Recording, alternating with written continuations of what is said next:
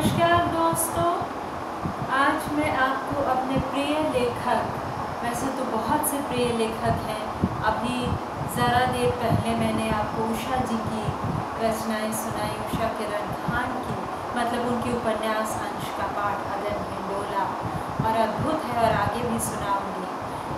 और जब मैं गुरु पूर्णिमा के दिन अपने गुरुओं को याद कर रही थी तो उन्हें भी भूल गई और मैं भूल गई। बहुत बहुत प्रिय लेखक हैं ये मेरे, और जब अगला वीडियो बनाऊंगी तो मैं आपको पर्ची दिखाऊंगी। ये पुस्तक मैंने पुरस्कार में जीती थी, जब मुझे गिरिजा कुमार माथुर पुरस्कार। तो मैं इस पुस्तक से आज आपको कुछ पढ़ के सुनाऊंगी। ये पुस्तक है उनका बहुचर्चित उपन्यास रात का रिपोर्टर, और मैं सीधा शुरू करूंगी और टिप्पणी बाद में करूंगी। एक्चुअली मैं इसके चैप्टर 2 से पढ़ रही हूँ, क्योंकि जो पहला है उसको भी पढ़ के सुनाऊंगी आपको, लेकिन कोई बात नहीं, उर्दू की तरह कभी कभी हम आगे से पीछे नहीं हो सकते।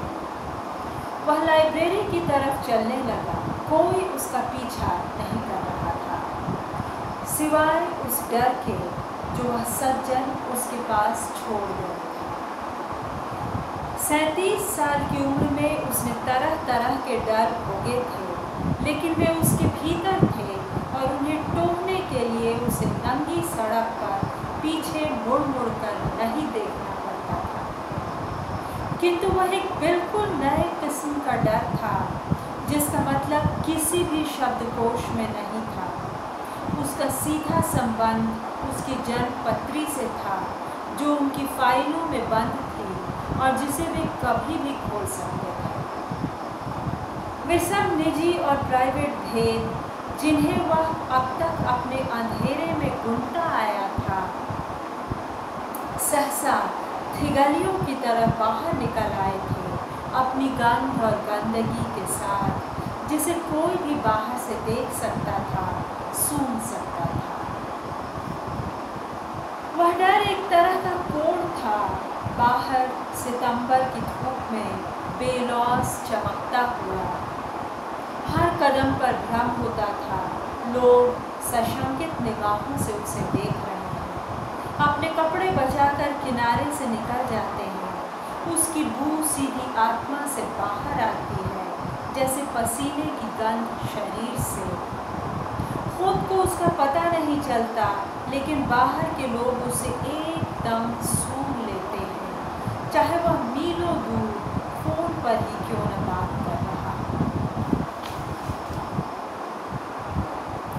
बिंदु ने इसे भांप लिया था, हालांकि अभी तक उसे कुछ भी मालूम नहीं होगा कि सुबह उसके साथ क्या घटा है। वह मालूम नहीं करती थी, सिर्फ पूछ लेती थी, जैसे बहुत छोटे बच्चे या जंगल के जानवर। उसे कभी बताना नहीं पड़ा कि मैं कौन हूँ।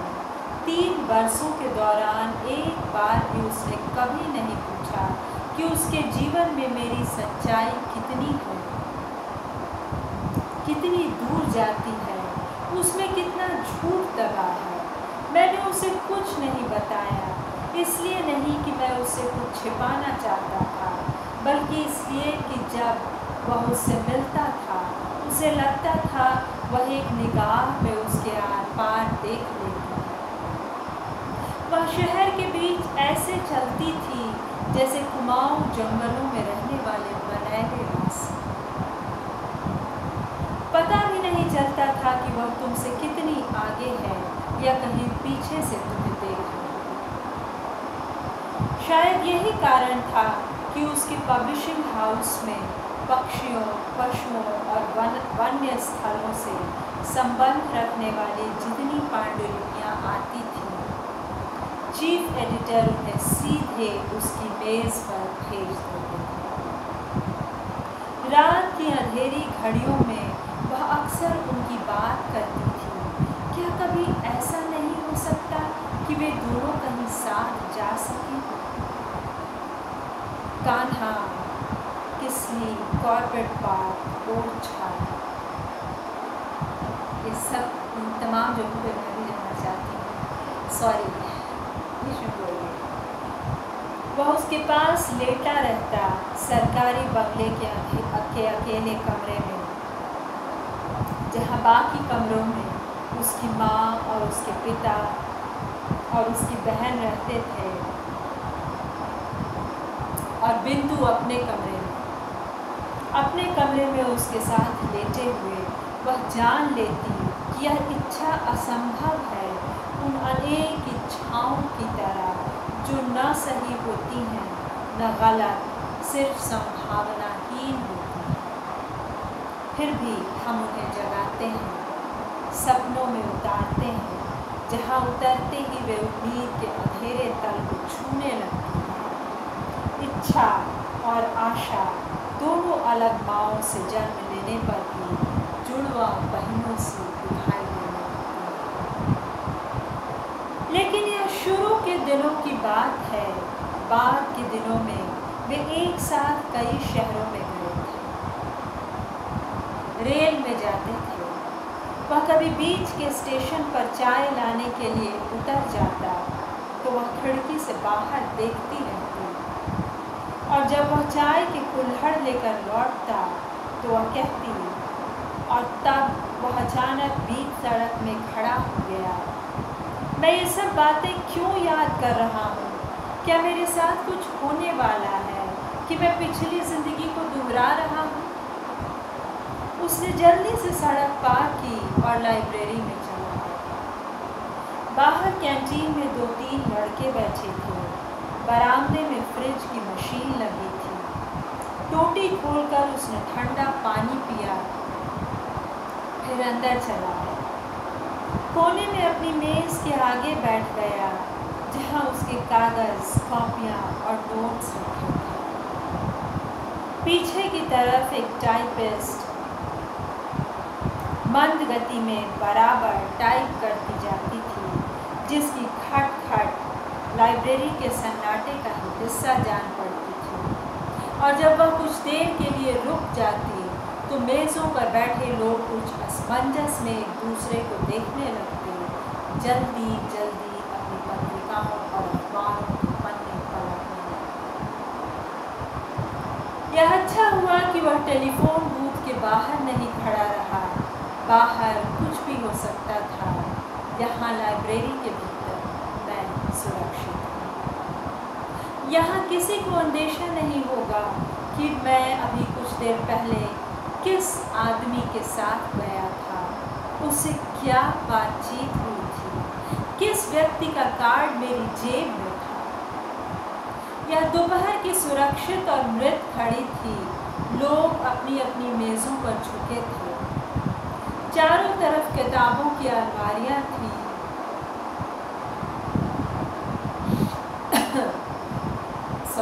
हल्का सा जुकाम जैसा है, यहाँ बारिश का मौसम है।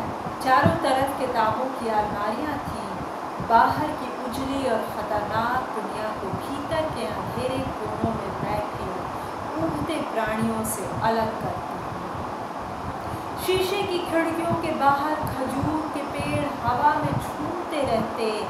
चारों तरफ झाड़ियाँ, बीच में एक छोटा सा फव्वारा, घास पर 3-4 कुर्सियाँ, हवा में चक्कर काटते हुए कबूतर।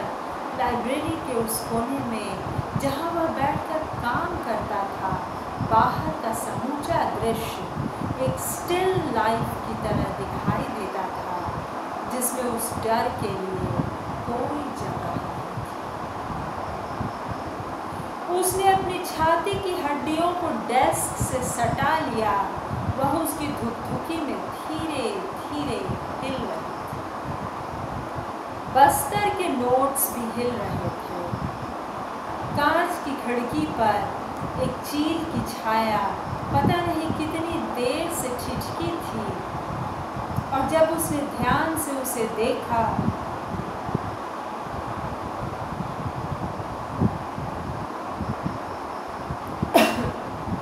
तो वह एक बड़ा हरा सा भीमकाय ग्रास हॉपर दिखाई दिया, जो लॉन से उड़कर खिड़की के फ्रेम में आ फंसा था, बिल्कुल मेरे। उसे अजीब सा ख्याल आया। वह ऊपर जाकर नीचे फिसल जाता था, लेकिन खिड़की के चौखटे के बाहर जाने की उड़ान नहीं भर पाता था। वे आपको और मुझे कभी भी पकड़ सकते हैं, लेकिन फ़िलहाल नहीं। फ़िलहाल वे सिर्फ देख रहे हैं कि क्या हम इस काबिल हैं।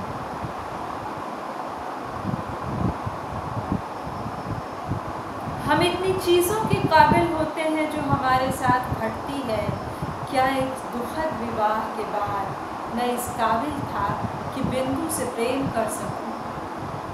क्या मुझे पहले से ही चेतावनी नहीं मिल जानी चाहिए थी कि जो आदमी अपनी पत्नी से प्रेम नहीं कर पाता वह किसी दूसरी लड़की को चाहने की काबिलियत अर्जित नहीं कर सकता?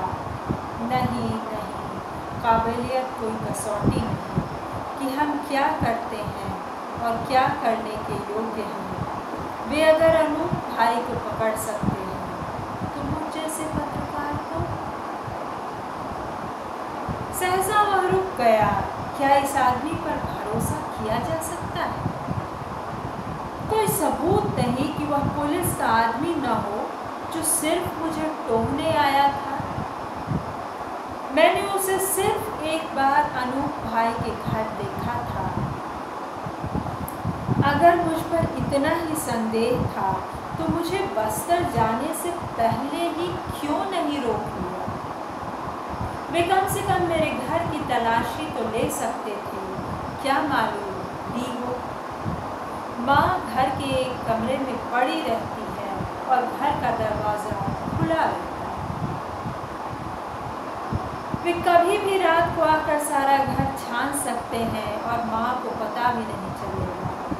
नहीं, यह पागल होने का सबसे आसान तरीका है। अगर मैं इसी तरह अपने शकों और शंकाओं को तौलता रहूँगा तो कहीं का नहीं रहूँगा उसे अपना सिर डेस्क पर टिका दिया। तो आप समझ गए होंगे कि ये उपन्यास किस बारे में है और किस तेवर का है, क्या भाषा है इसकी। तो दोस्तों, मैं आगे भी इसका पाठ करूंगी और इस पर लंबी टिप्पणी करूंगी, लेकिन सर्वेलेंस और गवर्नमेंट कंट्रोल, स्टेट कंट्रोल जिसे कहा जा सकता है, दोनों इसमें उच्चरित हो रहे हैं भली प्रकार प्रेम के साथ साथ। आशा है आपको मेरा पाठ पसंद आया।